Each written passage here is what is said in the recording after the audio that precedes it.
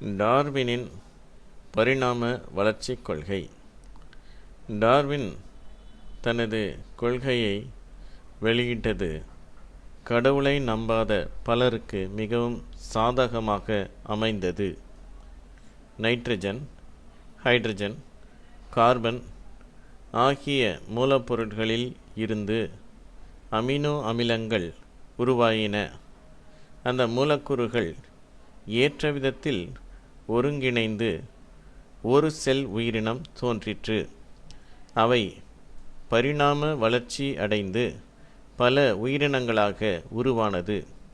அந்த உயிரினங்களில் ஒன்றான குரங்கிலிருந்து மனிதன் தோன்றினான் என எழுதியவர் டார்வின்.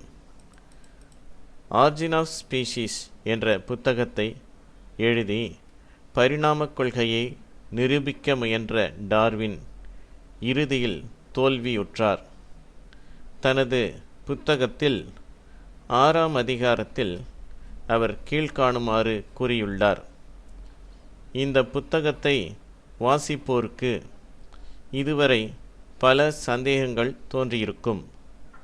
நான் கூட அதை சரியாக விளக்க முடியாத அளவுக்கு அவை பலத்த சந்தேகங்களாக இருக்கும் என்று அவர் எழுதியுள்ளார்.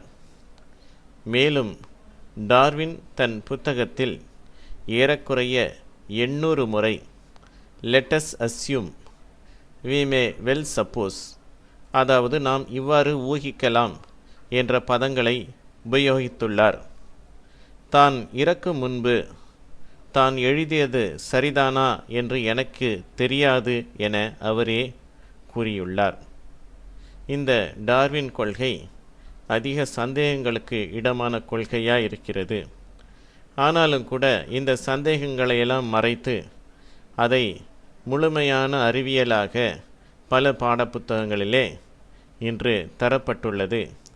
இதை படிக்கும் மாணவர்கள் கடவுள் நம்பிக்கையற்றவர்களாக மட்டுமல்ல, பல பாவ வாழ்க்கையிலே ஈடுபடுகிறவர்களாகவும் வாழ்கிறார்கள்.